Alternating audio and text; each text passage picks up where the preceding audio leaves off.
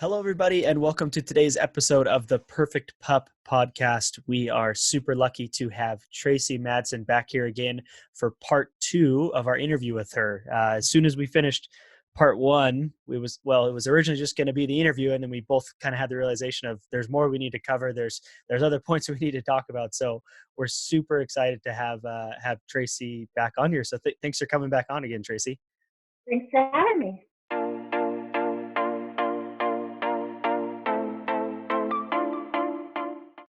So let's get right to it. I think, and if you didn't listen to part one, I would recommend going back and listening to that before you listen to this episode, just because there's some names of dogs and kind of situations that you'll want to get caught up on.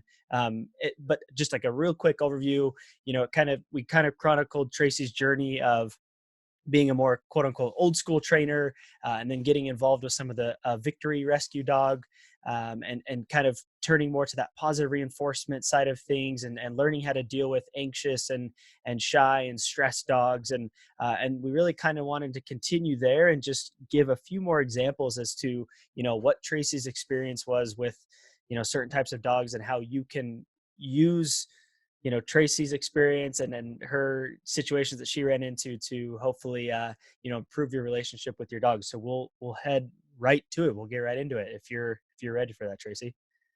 Yeah.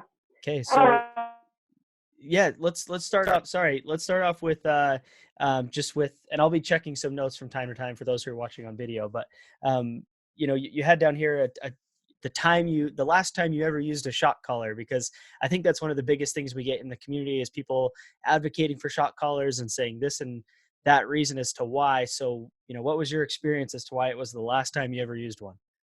Yeah. So when I got Tacoma and before I got Hallie and started working with Sky, pit bulls were originally bred to hunt like wolves and gophers and stuff like that. So I would take Tacoma to work with me, and there was a big empty field next to where I worked, and I would let him out there to go potty, but he wouldn't come back when I called him, and he wouldn't leave it. So I was still at that time doing my old school method, and I thought, he's got to listen to me. It's like I taught him come, I taught him leave it, but chasing the gophers was overpowering. Like that was more rewarding for him than listening. So at that time, I had not used a shock collar for a couple of years. Luckily, with my shepherd, I didn't really have to use it on him a lot because he learned so quickly. And so as soon as I didn't have to use it with him, I didn't. But I went back to a friend and fellow trainer, and I said, I need to use this with Tacoma for recall and leave it. And I just want to make sure I'm doing it right and that my timing's right. So she helped me, and I put it on him, and time he went out to sniff and go potty and started hunting. I bumped him. I use the word bump because I hate to use the word shock, but I shocked him. But I had it on the very lowest setting. So I had it on a 1, and he yelled, and I watched a 65-pound pit bull shut down. Like he totally shut down. He ran to the building, he sat, and he trembled. And it was 2 to 3 weeks before I could get him to go back to that area to go potty.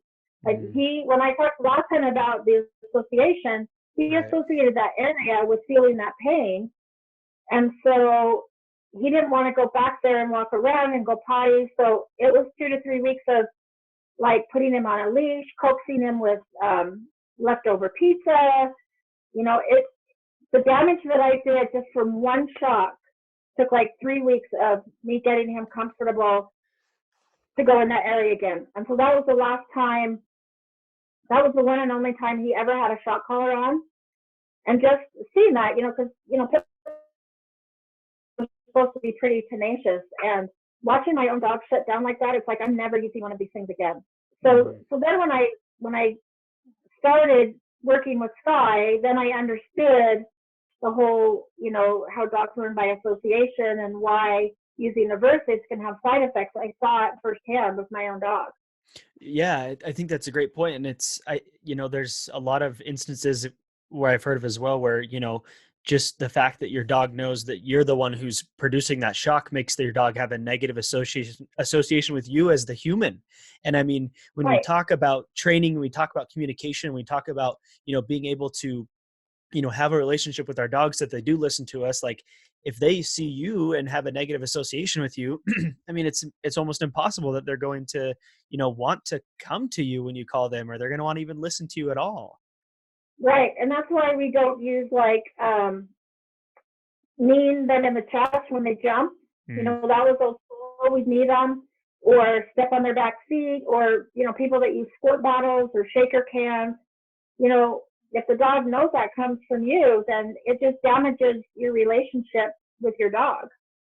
Yeah, and I think what's so interesting too about your situation with Tacoma is like it really can just take one instance, and that's what's so, that there are so many people who still want to advocate for, shock collars and have the reasoning or say, oh, it was on the lowest setting. But I think that the really tough part about that, especially with people who are getting rescues, is you just don't know how your dog's going to respond. And if they are a little more sensitive, or they're a little bit more, you know spooked by it, like you said, it can be weeks or months for you to, kind of overcome that. So that's a super interesting uh story. And then you had a point here as well in our kind of show notes of, um you said you had a friend slash fellow trainer who used alpha rolls, and then had what was the situation there that happened?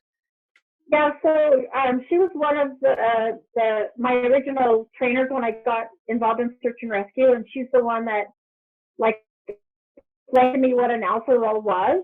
And then a little bit later, she said, yeah, in the beginning, she alpha rolled one of her German shepherds, and she says it damaged our relationship so much that it took over a month for that dog to trust me again. And again, we're working with, like I call them harder dogs, but dogs that can take corrections and things like that. And these are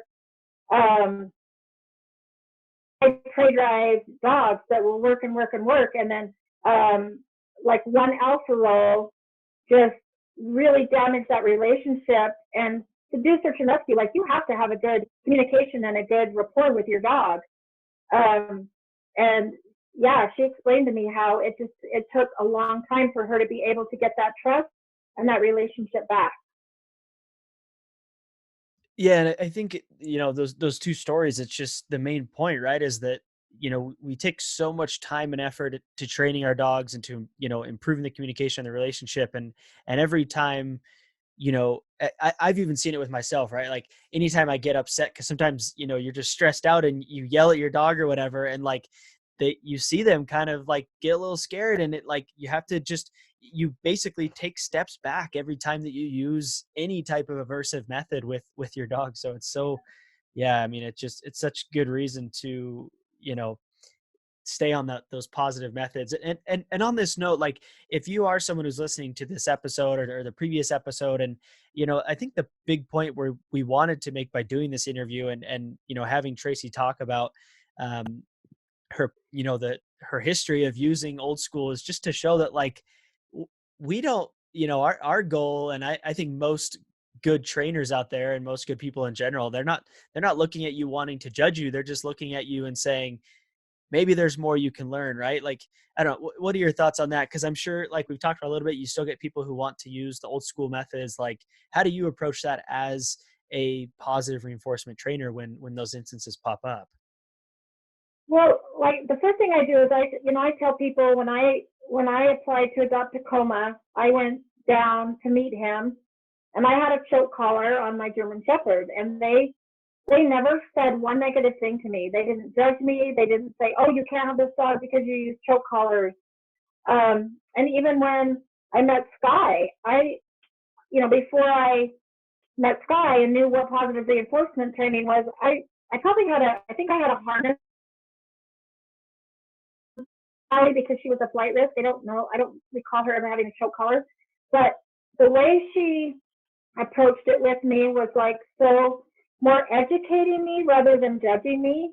Like, Mhm. oh, you can't have that on your dog. Like, she never said that. She said, like, here's the reason we do this. And so I have some clients that, I show up and they have prong collars on their dogs or choke collars. And And so I just kind of explain to them, like, here's anytime you cause pain or fear um, in a dog, there are side effects that can happen, and here's a better way or a kinder way to do this that's going to help build the relationship you have with your dog rather than using punishment. Right. Well, I always really appreciated that, the yeah, way they treat. and I think like and and I think a big reason, off camera, Trace and I were having a conversation just about, so if you're not in that our private Facebook community for the 30-day perfect pup class, there's a lot of, we have over 30,000 people in there, so there's a lot of varying opinions, people from different countries, just different cultures, everything, right? And so, we try our best to, cultivate that culture of, hey, this is why, you can try these methods and it might be better. And I think it's like anything in life, right? Where it's like, I know, Tracy, you play the guitar and I've played guitar too. It's like if you were always, trying to do something a certain way, and then someone came in and said, oh, you can use a capo, like this is going to help you and this is why, like they're not like saying, oh, you're so dumb for not using this. Like it's more of, hey, this is something you can use to improve how you play guitar, like check it out, try it for yourself, and then you try it and then you're like, oh wow, this is great, I'm going to continue using this. Yeah.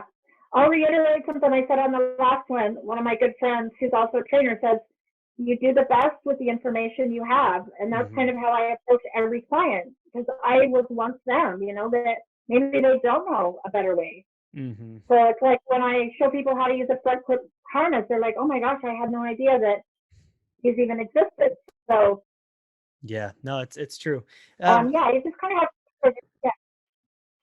Yeah, I like it. Let's kind of transition to a similar topic, but a little bit different, more on like how you have a couple notes on here with, getting Hallie out of the crate for the first time, and then just like low stress handling. Can you talk a little bit more about, the steps you can take, especially if you've got a rescue who, maybe came from abuse or neglect or those types of things? Like what's the best way, or what are the ways that you've used to really, I don't want to say quickly because it takes time, but to, work at it, improving your dog's trust in you, and helping them come out of their shell? Right. So when I first brought Hallie home, she was she was afraid of riding in a vehicle, so I put her in a crate.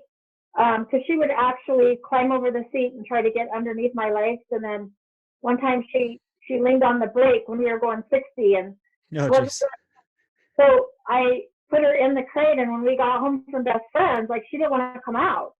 And I thought, okay, so we're gonna have to have this trust here, and I'm not gonna hurt you. And I tried luring her out with treats, and I mean, I could have just reached in and grabbed her and pulled her out, but I didn't want to scare her. But yeah, there had to be a little bit of trust there in how I like just gently put her in and pet her, calmed her down, and then kind of just like picked her up and brought her out of the crate. Um, but working with dogs, I had a dog named Piglet who was a little pocket pit, he was a little pit mix, and he had definitely had some abuse, and we couldn't clip his nails, we couldn't clean his ears, like he would literally start biting. Mm. And so that's how I kind of started to get into this whole low stress handling and cooperative care. And it's having the dog assist in their care, because if they're assisting, and if you give them the right to say yes or no, then they're more likely to, okay, well, I can stop if I'm not comfortable. So it's kind of like when you go to the dentist and the dentist says, well, if you feel anything, raise your hand and I'll stop. Mm. So we teach that to dogs. And so there's some really good videos out there. So we actually teach a dog a stop and a go. And you can either do like a chin rest, or you can have them like look at a bucket of treats. And so they have a go, and then you start just gently handling them. And the minute they take their chin away or look away, then you stop. Mm. So they contribute to their own care, and it does take time. Like, I would take Piglet's paw, treat, grab his paw, treat, touch his ears, treat. The second he like did a lip curl or moved away, I would stop. And so I use this a lot now with like Chihuahuas that bite, that don't like their nails trimmed or anything like this. Um, and it's so amazing how it works when you give out the agency and they can opt out when they're not comfortable. Then they're like, oh, okay, so let's try this again. You stop when I'm not comfortable, so I'll test you. So in those instances, like specifically with Piglet, where you were saying you'd touch his ear and maybe he'd be okay, and then you'd go closer in his ear and then he'd maybe move away, and you'd say you'd take a break. In that case, like how quickly would you come back, or would you maybe give it? You would wait like a full day? Or are you waiting a few minutes, or how do you approach that for listeners who are maybe experiencing this at home? Yeah, so I'll usually only work on this for 5 or 10 minutes with them, and I would let him decide. So if he would come back Mhm. and want to do a chin rest, then because that was my goal for him, is we did a chin rest. So he was resting his chin, and then I'd start touching his ears, and then he'd back off. If he would just leave, then it's like, okay, we're done for today. But Mm. if he would come back and want to do a chin rest, then it's like he's ready to do a little bit more. And this is a dog that when I first brought him home, I went to pet him, and when I got down to his tail area, he turned around and tried to bite. And it turns out, we found out after with x-rays, he had a break in his back that had healed weird. So he always had back problems. Mm. And we're thinking that he's probably been kicked or abused to have a break like that. So he was really scared of people handling him. Um, Taking him to the vet was a nightmare. So, Yeah. but we did get him to the point where, I could hold him, chin rest. We would give him his vaccines, start to do, and honestly, sometimes I could Dremel one nail a day. That's all we did, is we did one nail, and then he needed a break, so we take a break. Yeah, and I think that's a point we talked about it a little bit in the last interview of, I think a lot of times us as pup parents, the people raising dogs, whatever you want to call us, we as humans, right? We have a little bit higher level of logical reasoning, and in our minds we want to say, okay, well, I need to cut all of my dog's nails today. Like, this is what needs to Right. happen. This is the end result that I need. And I think we forget that sometimes we can't do it on our own timetable. It's not our, like you said, you have to let the dog kind of, in a lot of instances, dictate like what they're comfortable with, how they're gonna, accomplish things. And then even outside of the shy and fearful thing, it's a point I like to just reiterate whenever I do these lives or interviews, is like, there is no timetable for how fast your dog is going to learn a behavior. Every dog is Right. different. Every dog experiences things different. Like even for myself, I have two labs that came from the same mom and dad, and one of them has like a perfect recall no matter what the situation is, and the other one is like, feels like, seems like she doesn't hear us at all. You know what I mean? And it's like they have the same upbringing. We've done mostly the same training with them. It's just every dog is different, and you have to, approach them on their own terms in a sense, and kind of play to their, I don't want to say strengths and weaknesses, but just to who they are as a dog. Exactly. And it's kind of like, people, if you met my brother and I, we are like total opposites.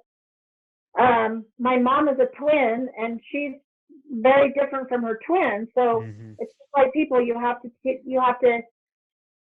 treat dogs as individuals, and they all learn different. My dog Daphne, she's a pit mix as well, and it took me over a month to teach her a down. Mm. Like didn't she just didn't understand it, so we had to come up with like different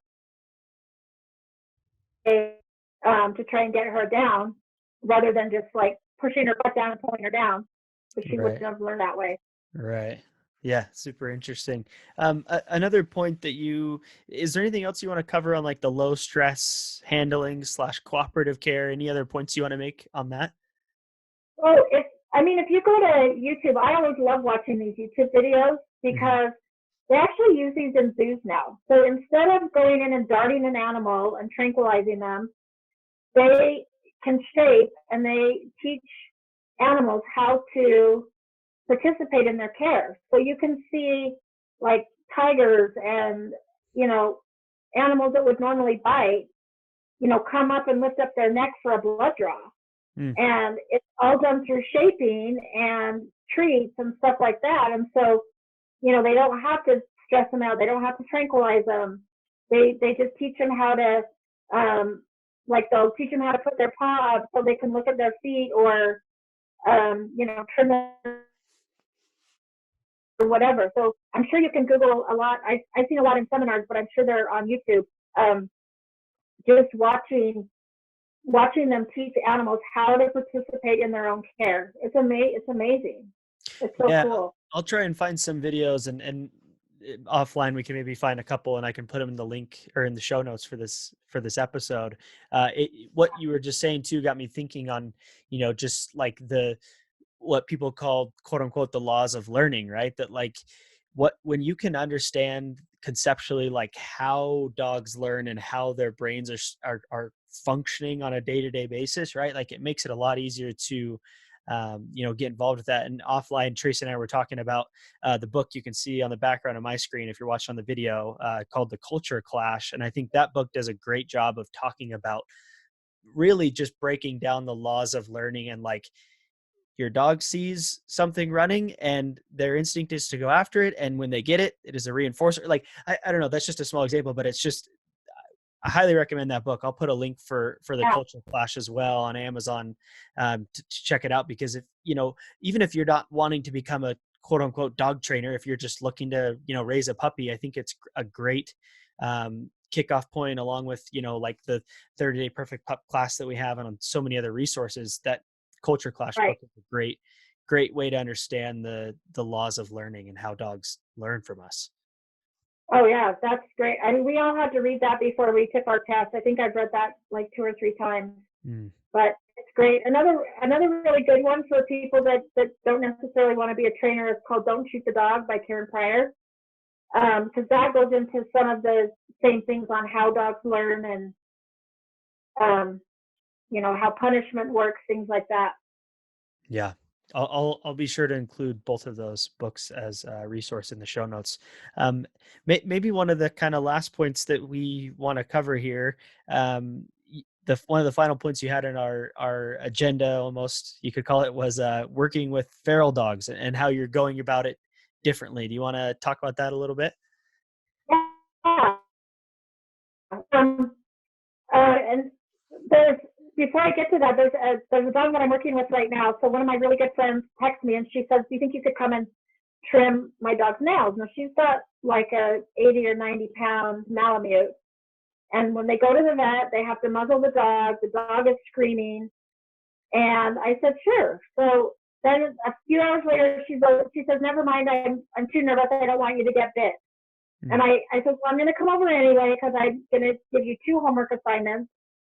And one of them was, all I did was I showed him the clippers, treat, and then they both went behind my back. And when I first brought out the clippers, she's like, if you just show him the clippers, he's going to freak out. But he didn't, because it's like the scary thing predicts the really good treat, and then they both go away. And her dogs love the Pupford salmon treats, by the way. That's what I was using for the high value treats. That's awesome. And so we did that, and then I got to the point where he could sniff it, and then I'd get a treat. So just so people know, it's not going to happen in one day. You have to go really slowly. And then I was like actually picking up his paw, not getting bit. He's not mobile, giving him a treat, and then letting his paw go. So we haven't got to the point yet of actually trying to clip nails, because those were the 2 things that I wanted. Oh, and then I taught him a chin rest. So I said, for the next week, I want you to show him the clippers, treat, and then they both go away. And then clippers, treat, they both go away.